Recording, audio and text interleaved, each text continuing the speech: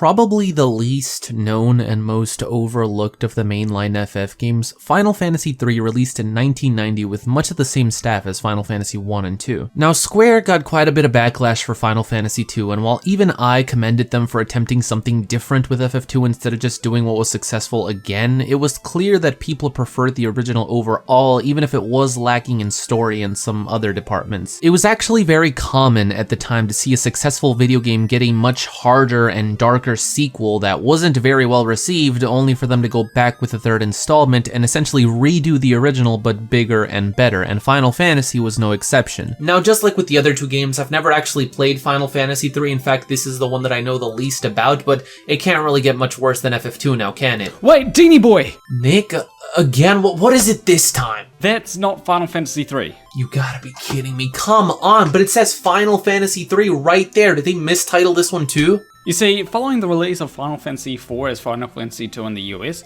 Square started work on Final Fantasy V and eventually Final Fantasy VI.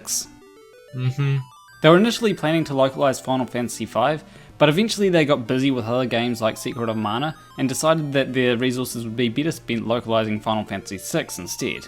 So let me guess, this is actually Final Fantasy VI, not 3. Exactly! And the original FF3 never came out in English in its original system. Precisely. Am I gonna have to play a crappy prototype again? Well, yes, but actually no. Since Final Fantasy III was completely skipped over by Square, there was no prototype English translation to begin with. Wait, really? Yeah, the version that most people play is actually a fan translation, which, believe it or not, is actually really good for a fan project, and doesn't have any broken English like the Final Fantasy II one. Oh, thank God, Nick, you're amazing! Anytime, my dude. You better not skip the next 3 games, though. Alright, well, with that out of the way, let's go ahead and boot up Final Fantasy III.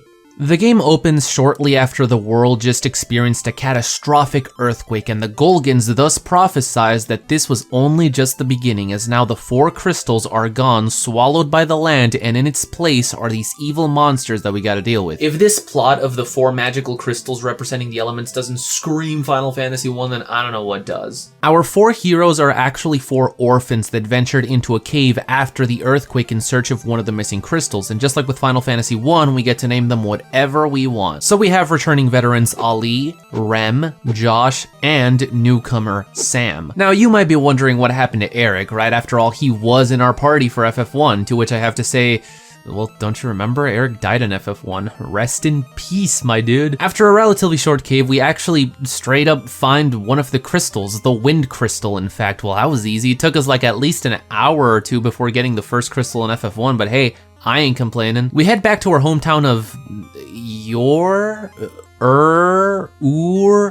I'll go with Ur, where we meet up with all of the village elders, including our adoptive parents, and they're all like, whoa, I can't believe that you guys are the 4 chosen light warriors, sweet. All right, here's how to use the job system, good luck, bye. Right, so the job system is probably FF3's biggest contribution to the Final Fantasy franchise, and while of course it would later go on to be refined and perfected even in future installments, here, it's kinda rough, I'm not gonna lie. All it essentially amounts to is just having the job classes that you picked at the beginning of Final Fantasy I, except now you can change them mid-game. And while it's cool and all, and definitely an improvement over that, you don't really get much choice. Half of the jobs are just upgraded versions of older jobs, making most of the early game jobs essentially useless and severely cutting the number of actual ones that you have to choose from when simply looking at the number of options there is. Not only that, but there are certain jobs that you'll essentially need to have with you regardless of what you choose. So for example, some enemies can only be hurt by magic, so you'll definitely at least need to have a black or red mage in your party. You'll also need to cast things like mini on yourself often for dungeons, meaning that you'll also need a white mage. But not only that, what I hate about this system is that it's supposed to be there to give the players choices,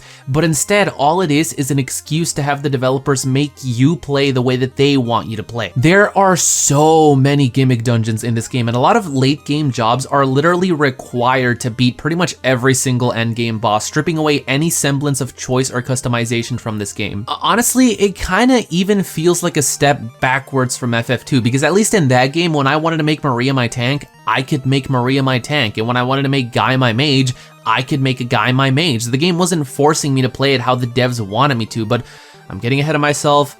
We'll get to those later. For now, I made Ali a warrior, Rem a black mage, Josh a monk, because it'll probably be more useful than a thief, And also, I haven't unlocked the Thief class yet. And Sam, a white mage. This is where the game introduces the mechanic of walls that you can walk through. Now, this was a mechanic briefly in the single most annoying part in all of the Final Fantasy legend, where you have to navigate through essentially a maze entirely made up of walls that you can't see and have no idea how to get through. Thankfully, it's not as bad. In FF3, usually it's just one block that leads to a secret path, and like 99% of the time, you just has like some optional loot or treasure chest, nothing necessary to beat the game for the most part. Now, if you head to the overworld, you'll quickly find out that you're in a valley that's kind of trapped thanks to this giant boulder that fell here after the earthquake, leaving us trapped and unable to access the outside. In fact, the only other place that we can go to is this town called Kazas, which is filled with ghosts! Yeah, so everybody in this town got turned into these weird, transparent, flat ghosts by some dude named Jin, and nobody was running any of the stores, so obviously my first thought was to go into the pub and steal all the alcohol, but sadly you can't do that. However, in the pub, we actually did end up finding Cid from Final Fantasy II? What the hell are you doing here? And of course, of all places, you'd be at the damn bar. You have a problem, Cid, a real problem. I don't even think that ghosts can get drunk. All right, so as it turns out, this isn't actually Cid from Final Fantasy II, but rather just another guy named Cid that also spends his entire days drowning in booze. And just like Cid from FF2, he's also the airship guy. He tells me that next to town is an airship hidden in the desert that I can have and try to use to help them. Oh God, another airship in a desert. I'm getting flashbacks to Final Fantasy 1. But really, an airship so early? I mean, the game just started. At least in Final Fantasy 1 and 2, we got a regular ship before we upgraded to that. All right, so with the airship, I was able to head over to Castle Sosne, where everyone was also turned into ghosts, including King Sosne himself. Well, except for this one dude that was out buying pizzas or whatever when Jin decided to drop by. The king tells us that Jin is hiding up in the sealed cave to the north, which can only be accessed if we have an airship. Lucky us. But sadly, the only way to defeat him is by using a mithril ring, and the only one that we know of was given to Princess Sarah, who got kidnapped by Jin. Hold up. Princess Sarah too? From FF1? Or is this another Princess Sarah, just like Cid? And of course she had to be kidnapped by a bad guy. You know, the number of damsels that I've had to save is now higher than the number of games that I have played. Why, Final Fantasy? Why? Alright, so this cave actually turns out to be our first dungeon, but before you start to freak out, the dungeons in this game are actually not really that bad, especially not compared to those in Final Fantasy II. They're relatively short, not too hard, and I'm not gonna lie, a big part of what makes them entertaining is this awesome battle theme. Here's where I'm actually gonna take a second to give props to Nobuo Uematsu for his music in this game. Now, of course, Final Fantasy 1 and 2 had great soundtracks and standout tracks that are recognized worldwide even to this day. The Prelude, the main theme, the Victory theme, the Chocobo theme, you name it. But I don't know, something about Final Fantasy 3's OST really stands out and makes it my favorite out of the trilogy. I think the songs are a lot more upbeat, and let me just tell you, as someone who played the drums for 4 years back in school, I really like how percussive FF3's battle themes are. These are all great. So about halfway through the dungeon, we end up running into Princess Sarah. Turns out that she's not FF1 Sarah, but another one. And apparently she actually came into the cave herself with the mithril ring to try and stop Jin. See, I just met her and I already like this girl infinitely more than Hilda. We reached the bottom of the dungeon where we finally found Jin and faced him head on. Sarah went up to him and used her mithril ring, only for nothing to happen since he's infused with darkness now and is immune. So much for that, Sarah. Well, at the very least, the party is able to weaken him enough to, I guess, take his magical dark powers away, and then Sarah steps in with her mithril ring and traps him. And once we're back in the castle, she literally just chucks the ring into the holy spring and we all go back home like nothing happened. Good old Cid, who actually turns out to be some kind of dwarf, which I guess explains the drinking, gets his buddy Taka to install a ram at the bow of our airship so that we can take him back to his home of Canaan, and King Sosne even gives us a raft. Pfft, barely? What the hell do we need a raft for? We already got an airship, man. Never mind, I take it back.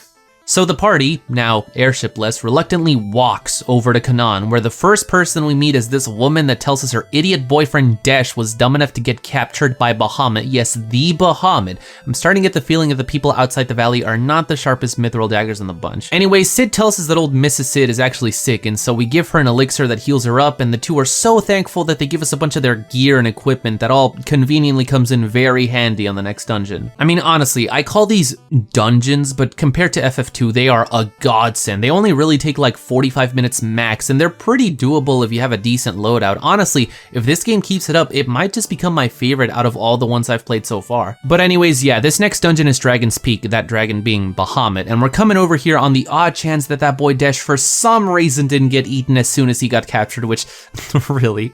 I mean, come on, what are the odds? Oh look, he didn't get eaten as soon as he got captured. Yeah, it turns out that Desh has a good old case of the classic JRPG amnesia, and we find ourselves in Bahamut's nest, where all of her babies are. Because dragons have nests, just like birds, I guess. You can try to fight Bahamut all you want, but the fight itself is actually unbeatable, so the best strategy is to just run away like the cowards we are. Add to the list of convenient plot points the fact that we land right next to a gnome village, and Desh just so happens to be carrying the white magic spell Mini on hand that turns us all into, well, gnomes. Now the gnomes are actually pretty dumb, just like the Kanan people. They're all worried that they're gonna die because their one and only doctor got sick, and since he's the one and only doctor, no one knows how to cure him. Now this would be a problem, except if you go see the doctor, he's still awake and perfectly capable of telling us that he needs an antidote. For crying out loud, gnomes, none of you bother to at least talk to the man. He just got sick and all of you assumed that it was incurable and that you were all gonna die there soon after. Maybe you guys should all die. After curing the dog, he lets us know the location of the next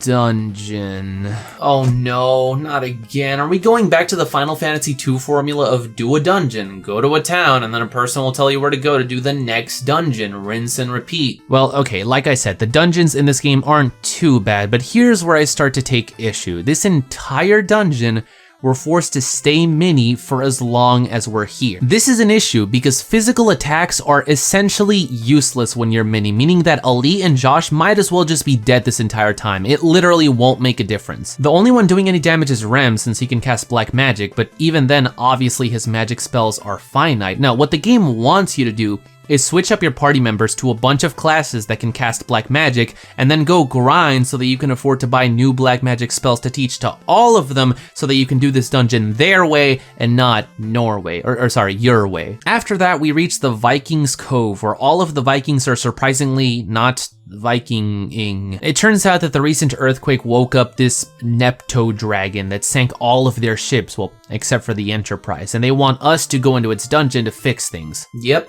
It's official. This game has officially turned into just do a dungeon, go to the next town, and then a person will tell you where to go to do the next dungeon. In this case, the dungeon is the Nepto Cave, home of the statue of the Nepto dragon that is currently missing one of its eyes. Of course, we still need to be mini because why would I have any kind of choice when it comes to playing this game? But you go inside its missing eye socket, and in the end of the dungeon, you find his missing eye. So wait a minute, the eye wasn't actually missing at all? It just rolled inside his own body? You'd think that they would have gotten an eyeball with a better fit for such a legendary spirit. And I'm not kidding either, this Nepto statue is actually the real Nepto dragon, and his eyeball holds his soul. The reason the physical sea dragon was attacking all of the Vikings was because he's a manifestation of the dragon, and he couldn't be controlled without his eye. Seems like quite a big oversight on the designers of this temple, huh? The Vikings are so thankful that they decide to give us the Enterprise, their last ship. Still seems like a bit of a downgrade going from an airship to just a plain old ship, but I guess I'll take it. Now that we can sail the 7 seas, we can reach areas that were previously unreachable, including the town of Tokul that was completely raided and destroyed by the army from the neighboring kingdom of Argus. I demand justice! But if we're gonna do that, we're probably gonna need some kind of mount to ride in on, right? I mean, we can't really just charge in on our bare feet. If only there was some kind of chocobo! Yeah, that's right, the chocobos are back from Final Fantasy II, and this time around their theme song is no longer just a 7-second loop, it actually has a B section. How mind-blowing, right? With these chocobos, we're able to run all around the continent and... Wait a second. Are we on a floating island? Yeah, the chocobos allow you to run all around the entire continent, only for you to find out that you were only on a floating island this entire time. This right here is one of the best moments in all of Final Fantasy III. Finally getting to explore the entire map, running around, getting chocobos.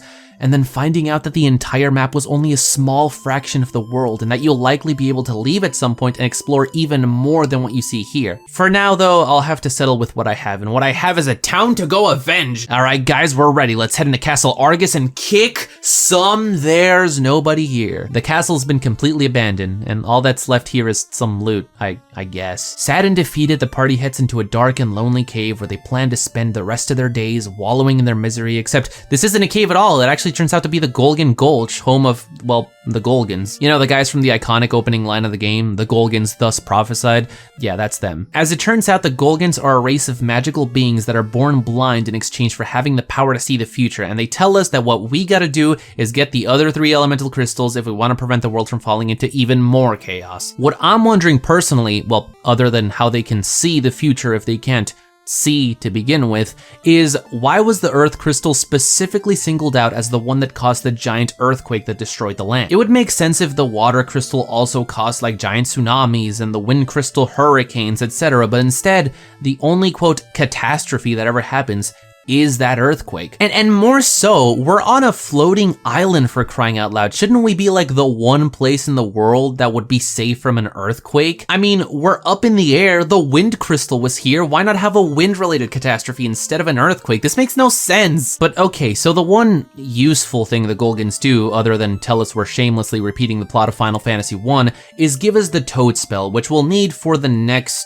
dungeon. Yes, this is but another gimmick dungeon. This time around, we can only enter if we're toads for some reason, so have fun playing as a frog, you moron. And this is where we get to what I like to call straight up lazy writing. At the end of a dungeon, after defeating Medusa, Desh comes up. Yeah, raise your hand if you completely forgot that Desh was still in our party this entire time. And he's all like, hey, my amnesia is cured. I remember who I am now. I'm an ancient myself. I'm the guardian of this dungeon, and I've been asleep for forever and was supposed to wake up when this tower was in danger. Now, out of nowhere, I gotta jump inside this blaze of fire, this furnace of a core, and make sure I can stabilize the reactor or the entire continent will fall out of the sky. I'm sorry, what? Yeah, none of this was established or set up before, and I know it's an NES game, but still, what the hell? After he jumps in, the game plays the sad character death music, which is all fine and good, except they force you to sit there without being able to move or do anything until the entire song is over. It's almost like the developers didn't want the players to have any control. They wanted you to play it their way. What a surprise. Anyways, clearing the dungeon got rid of this little whirlpool that opened up a strait of water linking us to another sea, so now we got even more places to explore, people to see, things to do, crystals to get, chocobos to ride, airships to blow, sea ships to tide, small rafts to row,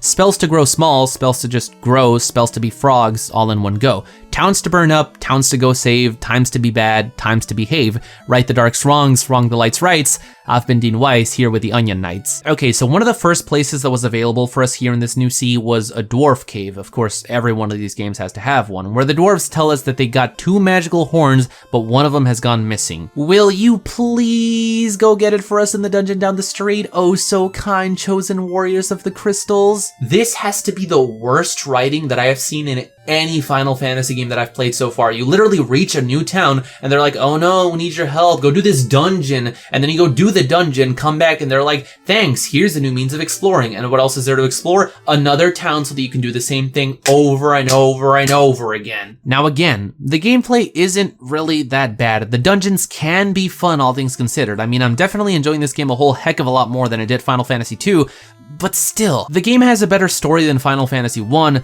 but not better than Final Fantasy II. That being said, it has better gameplay than Final Fantasy II, but not better than Final Fantasy I. FF3 just kind of falls in this weird middle ground. For as revolutionary as it might have been as an NES RPG, it just kind of feels like an average Final Fantasy game. There's nothing special about it. The way that it's going right now, it's basically just Final Fantasy I, but with a little bit more story. That being said, let's see if it can keep that up until the end. Spoilers. It doesn't. But I'm getting ahead of myself. For the time being, we go get the stupid horn for the dwarves by defeating Gutsko at the end of the dungeon. We head back to the dwarf cave to return the horn, but there's this really suspicious and shady white line that's following us the entire time, and I'm pretty darn sure that that's Gutsko and he's gonna ruin everything, but let's just pretend that everything's gonna be okay because we need to progress. So we go return the horn, and oh no, it was Gutsko following us all along. Now that he's here, he actually steals both horns, which just makes me wonder why he didn't just steal both horns when he stole the first one, but okay, whatever. And since the two horns were actually ice powered and helped ward off the fire crystal, now that he's gone, he's gonna head into the fire cave to try and get the powers for himself. Long story short, this was all just set up for the next dungeon. I don't think that I need to go into all the details. We reach the end, find Gutsko, defeat his pet salamander, or maybe he turned into a salamander? Honestly, I'm not sure. And afterwards, the fire crystal's all like, you, warriors of light, you seem like cool people. Here, let me give you my powers. And what that translates to practically is that we have a bunch of new jobs available for our party. New jobs that the developers will inevitably force me to use against my own will, as can be apparent by the fact that not even a full 2 minutes have gone by since I obtained these jobs, and some dude from Tokul comes in here and says that they need saving from Hein, and the only way to defeat Hein is to find his weakness with a scholar job. Anyways, bullcrap aside, I did actually end up upgrading Ali from a warrior to a knight because, like I mentioned previously, a good chunk of the jobs in FF3 are actually just upgraded versions of previous jobs, meaning that by the end of the game, a lot of these jobs, like the warrior for example, are kind of useless and we really have no reason to go back to them. They're just kind of there to pad out the number of jobs that we can say the game has so we can, I don't know, slap that onto the box or something. I don't know what part of me thought that I could go into Tokul without anything happening, but sure enough, we go into Tokul and we get captured and imprisoned instantly. Now, lucky for us, there's a small hole in the corner of the cell which we can escape through using the mini spell leading to, yes, another gimmick dungeon. But can I ask why we just let everyone else rot inside the cells instead of orchestrating a cool escape sequence with everybody, including the king? That would have been awesome, but I guess we knew that we would set them free after defeating Hein anyways. Speaking of, Hein's backstory is actually that he used to be the king's apprentice but got corrupted by darkness somehow when the earthquake hit, because I guess that's how that works. And when you go see him, you find out that, oh, look at that boy. He's a cape-wearing skeleton. Oh, I love this man already. It pains me to do this, Hein, but you did kind of, you know, enslave the entire population of Castle Argus into a Tokul, not to mention corrupted and trapped all of the people inside the Elder Tree, which is a thing now, I guess. And I know it's not your fault. It was just the darkness taking control over you, but I'm gonna have to kill you anyways, Chief. Sorry. And after doing so, the Elder Tree thanks us, walks back to the forest with all of us still inside him. Yeah, I'm sure that nothing could go wrong during that, and then goes to sleep for 1,000 years. Okay. I think that we should really just rename this game to Final Fantasy III, The Left Field. But alright, after freeing his people, King Argus thanks us and gives us an old Argus family artifact from the ancients named the Time Wheel, which, in the hands of a good mechanic, can be used to power a strong airship. Lucky for me, I know just the drunk old dwarf. That's right, we traveled all the way back to Canaan and had Sid install the Time Wheel onto our Enterprise, making it turn into a full-on airship, finally! And with this airship, we're actually able to leave the floating continent. And now we can go anywhere and explore the entire overworld, which is basically just a giant ocean. I'm not even kidding. This is the entire map right here. What happened? It took me a couple of minutes to find even one landmass across this map, and I struggle to even call them landmasses, honestly. They're more like glorified micro islands, to be frank. The only thing there was a half-sunken airship with a whopping 2 people, an old man that told us it was the earthquake that flooded the entire world, and a girl that he found drifting on some wood who's on the brink of death right about now. And so we do what we've done with every other wounded person in this game, shove an elixir down her throat and she's good as new. This is Arya, and she is a priestess in charge of guarding the water crystal. See, after the earthquake, the water crystal just kind of gave out and flooded the entire world, but not before turning everyone into stone, which is actually pretty convenient, all things considered, that everyone was saved in stone instead of just dying from drowning. It's almost like they needed them all to live later so that they could have towns and NPCs and stuff. Now, the character of Arya is pretty cool and all, but is she as cool as Maria from FF2, baby? I don't think so. Yeah, well, for as nice as her theme song is, Arya is actually pretty short-lived in the end. Right after doing the water temple, the Kraken shows up and shoots her. Damn, Kraken, you're looking a little more like your top half is just a jacked fish person since we last saw you back in FF1. You've been lifting, bro? Yeah, the Kraken was sent to kill us instead of Arya, but she actually jumped in to save us, and the person responsible for all of this was some dude named Lord Xande, our main antagonist. Yes, no really, they're introducing the main villain this late into the game. Anyways, we get Arya's water crystal blessing right before she dies, meaning that we get a bunch of more new job classes, and then the whole ground begins to shake once again in yet another earthquake, except this time, instead of making all the land go underwater, they made all the land rise out of the water, because that's how that works, I guess. Oh, and also everyone got unstoned now, because why not? Let's just for a second ignore the fact that every single one of these medieval towns would have been completely destroyed from being submerged underwater for bare minimum a few weeks that it took us to get here. But we wake up 3 whole days later in the town of Amur. Now, naturally, the first thing that I wanted to do was get on my airship and explore the entire new overworld we just unlocked, but sadly some asshole decided to chain up the Enterprise, so now we're stuck in Amur. And there is exactly 3 things of interest in the entire town of Amur. 1, there's a group of old dudes that go around telling everybody that they're the chosen warriors of the light. I personally would have voted to execute them on the spot for impersonating us, but what are you gonna do? 2, there's apparently some weird stuff going down in the sewers ever since these monsters started showing up. If I had to guess, that's our next dungeon, but who can really tell? This game has been so unpredictable thus far. And 3, if you go into the pub and sit down at the piano, you'll hear this.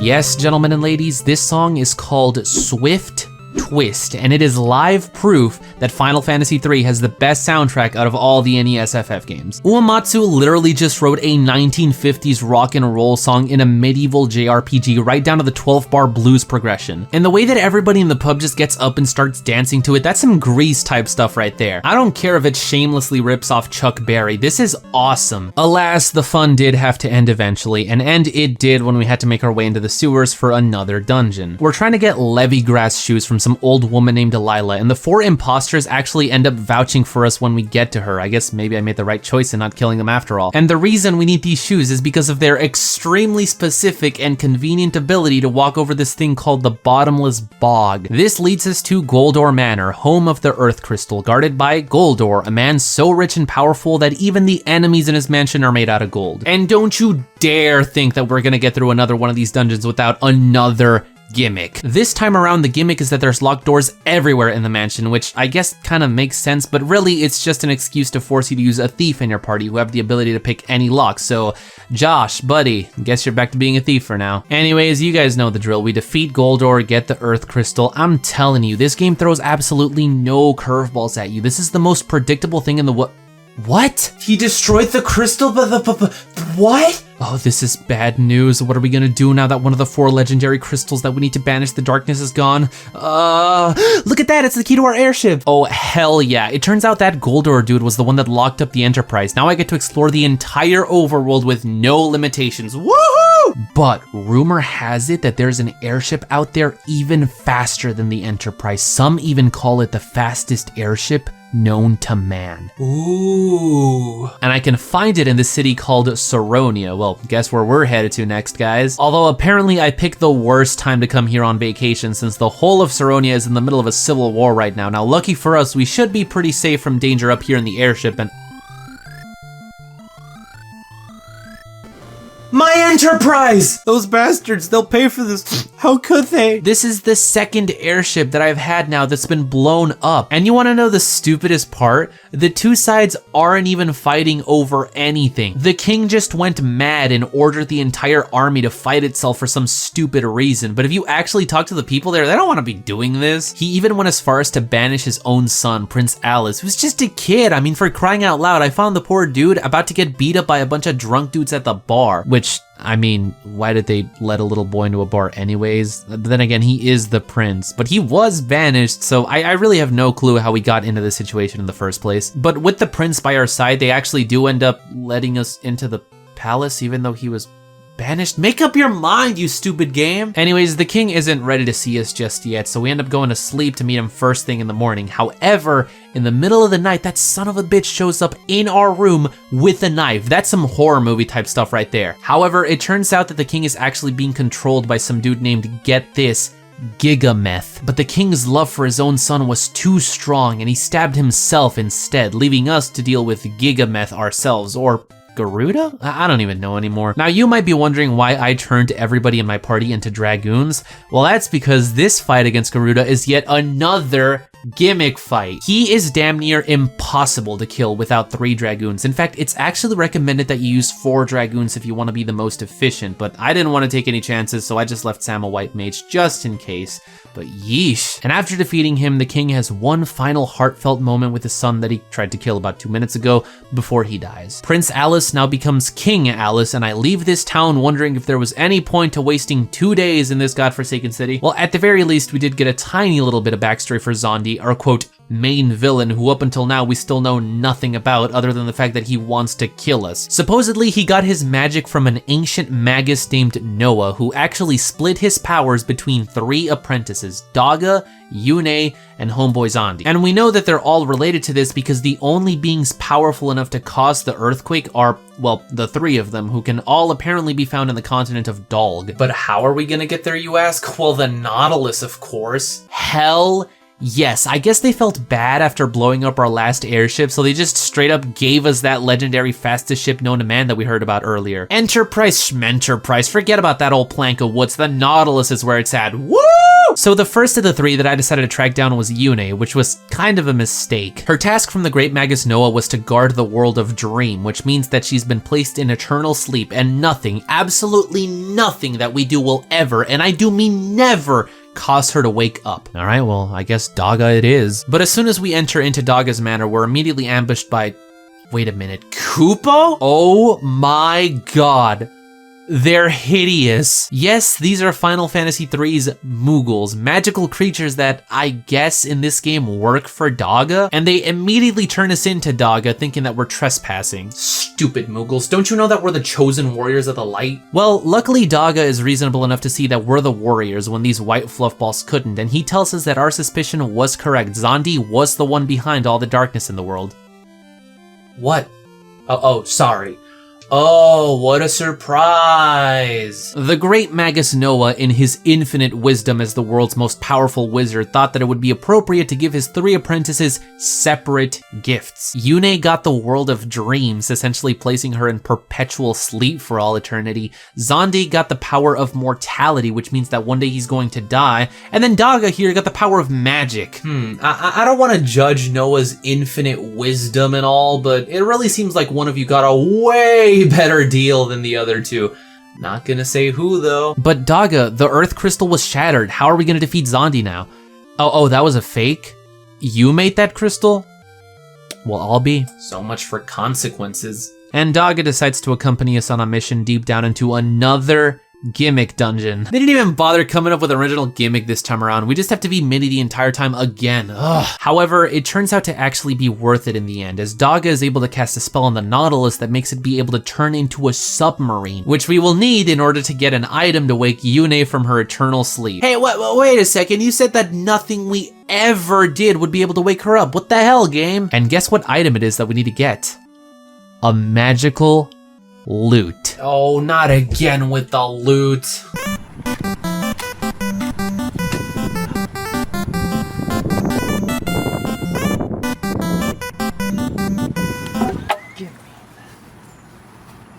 Anyways, the submarine Nautilus actually turns out to be pretty cool. Not only do we have the floating continent, the flooded map, and the regular overworld, but we also have an entire ocean map that we can explore. I'm telling you guys, they really went all out for Final Fantasy III. And luckily, we're able to find the dungeon that leads us to the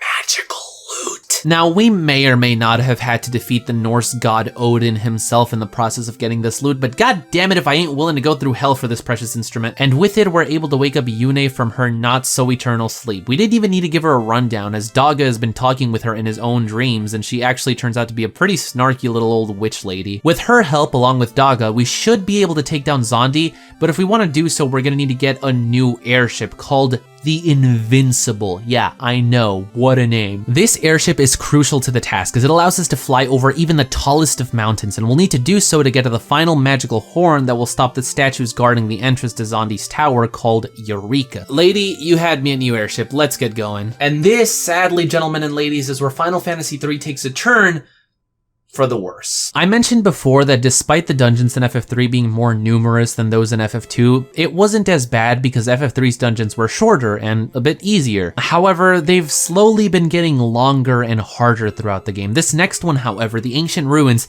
is where the game just goes all out. Up until this point in the game, I'm not gonna lie, Final Fantasy III was in line to becoming my favorite out of the trilogy, beating out FF1. But if the first half of this game is better than Final Fantasy I, the second half is even worse than Final Fantasy II. It's like they had a quota of bad that they had to shove into this game, and since everything in it has to be exactly between FF1 and FF2, they just put all their good in the beginning and all their bad in the end. These dungeons, especially some of the later ones, just become straight up unforgiving. Honestly, the gimmicks are the least of my worries at this point. These dungeons are, dare I say it, even worse than the Final Fantasy II dungeons. I really don't know what happened with this game. Were they just rushed towards the end of development? Because that's what it really seems like. Even the story was kind of half-assed, but we'll get to that. For now, let's try being a little positive. We got the Invincible, which looks pretty cool. I mean, yeah, it's slow as hell. Coming straight from the Nautilus, this feels like such a downgrade, but for the first time in Final Fantasy history, you can actually explore inside your own airship. Not to mention, it has a bed inside, so we can actually rest up here instead of having to stay at an inn, and it has built-in armor, weapon, item, and magic shops. And on top of even that, it has a chest where we can keep any extra inventory we have if our pockets get full. This airship is a dream come true. A joke intended, Unei. Sadly, it comes so late in the game that you don't really get time to appreciate all that stuff, but still, it's nice that it's there. It's also at this point in the game when some optional dungeons open up, and I say optional in the most loose interpretation of the word, because for all intents and purposes, they're required if you don't want to spend 5 days trying to kill the final boss. These are Lake Door, where we fight Leviathan, and Bahamut's Lair, where we fight Bahamut. I guess this time around we're actually strong enough to face him instead of just running away like cowards.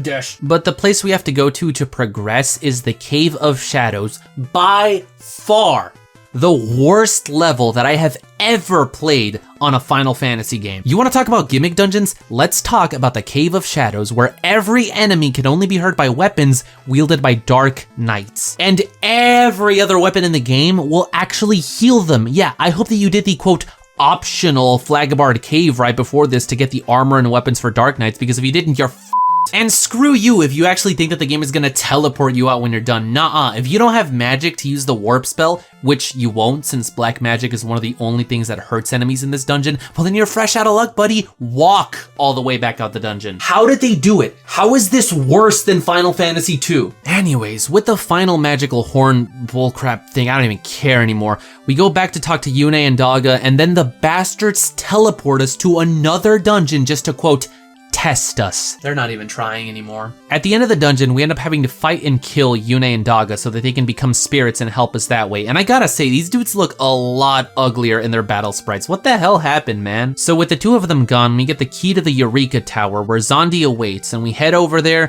for the finale of the game. And this right here is what Final Fantasy III is infamous for. It's final dungeons. See, Final Fantasy I had a pretty long and challenging final dungeon. Final Fantasy II had 2 in a row. Final Fantasy III has 3 in a row. We start off with the Ancients Maze, which, true to its name, is a giant complicated maze with enough twists and turns to put a Celtic knot to shame. At the end of it, we find the real Earth Crystal, which is guarded by a boss, Titan, which I guess kind of makes sense. Earth, Titan, yeah, sure. Now this dungeon in and of itself is not the worst thing in the world, admittedly. We get the Earth Crystal, yada yada, that's all fine and good. What sucks about this is that you're immediately tossed into the Crystal Tower, possibly the most infamous dungeon in all of Final Fantasy history. The Crystal Tower puts the Chaos Temple and Pandemonium to shame. Unforgiving enemies, relentless random encounters, no places to save up or heal, confusing as all hell level design that is so easy to get lost in, and you got yourself the Crystal Tower. Now, there is one good thing I could say about this dungeon. Since it's after the Earth Crystal, it means that I finally get to use my Magus and Devout jobs on Rem and Sam, who up until now have been stuck as regular mages since the literal beginning of the game. Ali got upgraded from a warrior to a knight, Josh from a monk to a black belt, and now finally Rem and Sam get to go from black and white mages to Magus and Devout. Don't ask me why I turned Sam into a cat. At the end of the dungeon, we also get the two strongest jobs in the game, the Ninja, which is the ultimate physical attacker, and the Sage, which is the ultimate magic user in the game. Now, just like with everything else in Final Fantasy III, this would be cool if I had the option to use them, but it's not an option. You have to use them. There is basically two valid things you can reasonably do for the ending of Final Fantasy III. You can either go in with a party of 2 ninjas and 2 sages, or actually use a party of 4 Onion Knights. Yeah, the starting class of the game, it actually turns out that they're the most overpowered jobs, but only if you get them all to level 99. And I don't hate myself enough to grind to level 99 in Final Fantasy III, so Sage and Ninja it is. Now, in the end, we find ourselves in a room with 5 dragon statues and a mirror. Turns out, and this should not come as a surprise to any of you, it's all a trap. Looking into the mirror actually causes us to get frozen, and the dragons then come to life and are about to eat us when the Deus Ex Machina known as Doga and Unei spirits communicate with us from beyond the afterlife and go, oh, hold on, give me a second, let me go find 5 people to stop these 5 dragons. And they do. The bastards come back with Princess Sarah from Sosne, Sid the dwarf, Dash, who just hops out the furnace without a scratch, Prince, or I guess now King Alice from Saronia, and they even got one of the 4 old dudes that were pretending to be us to come and help. With the 5 of them holding back 1 dragon each, we get to keep going, and it isn't until right here on the literal finale of the game that we get to not only see our main villain Xande for the first time, but also get to hear his actual plan. His plan is to summon this entity known as the Cloud of Darkness, and trust me, I'll get to the Cloud of Darkness right now, but first we have to fight Xande, who has to be hands down the toughest boss that we have faced yet, especially with that stupid Quake spell that can one-shot everyone. Ugh! Eventually I did defeat Xande. Now again, if the game had just ended right here, it would have still been somewhat decent. Now granted, it would have still had a really frustrating final dungeon, but I mean, FF2 had a really frustrating final dungeon. Now, what makes FF3's ending even worse is that it just keeps going. Even after Xande dies, the Cloud of Darkness still reaches us. We killed the main villain already. They literally introduced this Cloud of Darkness like a few minutes ago, and now they're the big bad that we have to deal with. Now, if I'm being honest, the concept of the Cloud of Darkness is actually really horrifying. More so than time-traveling Chaos Garland or fresh out of hell Emperor Palakia. No, the Cloud of Darkness is this being that comes in times of crisis. It refers to itself as we and us, implying that it's some kind of creepy hive mind type thing. It basically comes from the void, nothingness. Its ultimate goal is not to spread darkness, but to have darkness cancel out the light and ultimately plunge the world into just the void. There would be nothing but the Cloud of Darkness and only the Cloud of Darkness. Everything would be the Cloud of Darkness. The reason the cloud was summoned is because the world was at an imbalance, but it's implied that this could have swung both ways, and in fact, has in the past. In the final dungeon, the aptly named World of Darkness, you have 4 boss fights, each one guarding one of the 4 elemental crystals of darkness. And after you obtain their powers, you're greeted by one of the 4 ancient warriors of darkness, implying that long ago it was the light that was overtaking the universe and possibly even a cloud of light that exists too. These are all really interesting and fascinating themes, albeit introduced very late in the game, but interesting nonetheless. What I'm trying to wrap my brain around though is why the hell does the cosmic entity of the Cloud of Darkness look like a weird naked lady? Alright, stupid design aside, the Cloud of Darkness is probably my favorite theme song in all of Final Fantasy III. Remember all of that stuff I was saying earlier about FF3 being more percussive than the previous FFs? Well, Uematsu went all out with this song. It's called Battle to the Death, and it fits this character and ending perfectly. From the slow and creepy start and how you can almost feel them creeping their way towards you, the type of song that really fits an entity that may be thousands of miles away from you up in space, but they're coming for you.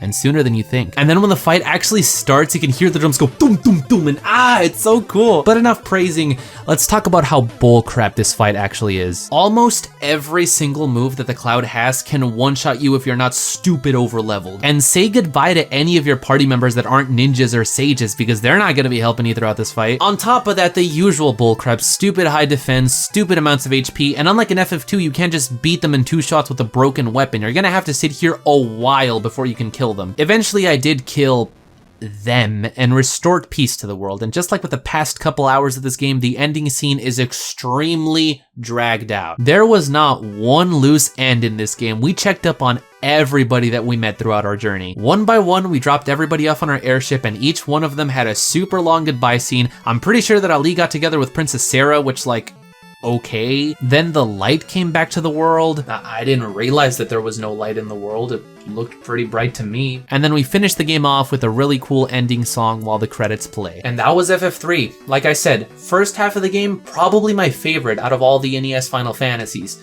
Second half, probably my least favorite. The fact that this game tried so hard to mix the gameplay and exploration of FF1 with the more in-depth story of FF2 sadly really meant that it didn't excel at, well, anything. While the game was extremely impressive for the NES, half the time it just feels like you're going place to place just to find out what the next dungeon will be. I already mentioned the lack of player choice and how much the developers force you to do things their way, and while FF3 probably has my favorite setting out of these first 3 games, I feel like most of it gets wasted. Nothing shows this off more than Xande, who was our supposed main antagonist throughout the game, and then when we finally meet him for the first time, we kill him instantly and he's replaced by some space monster that we didn't know about. But even despite all that, I would still place FF3 above FF2 in my opinion, if anything because the combat is a blast and the difficulty is pretty fair most of the game. The world is a joy to explore, and also this was all an NES game for crying out loud. Final Fantasy III was the last Final Fantasy game to come out on the NES, the original system that started the entire series off.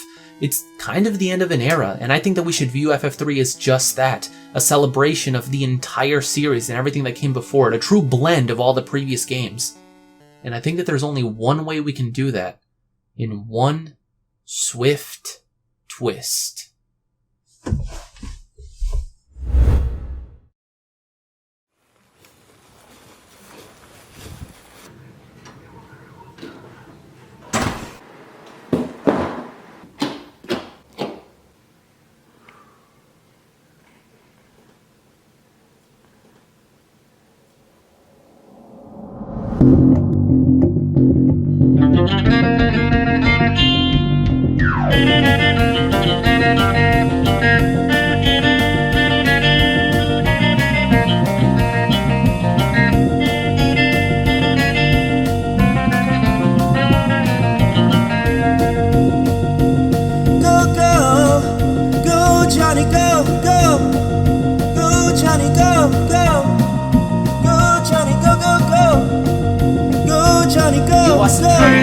The chicks will cream. Johnny be good.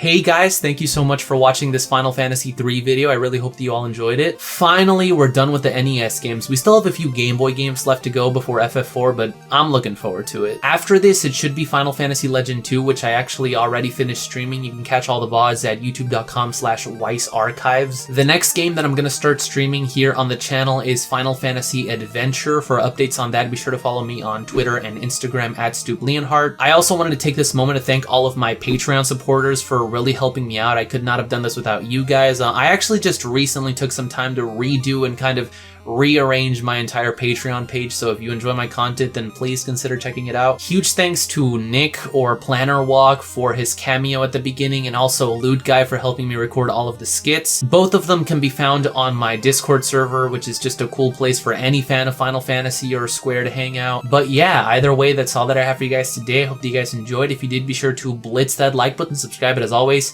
stay tuned. Kupo!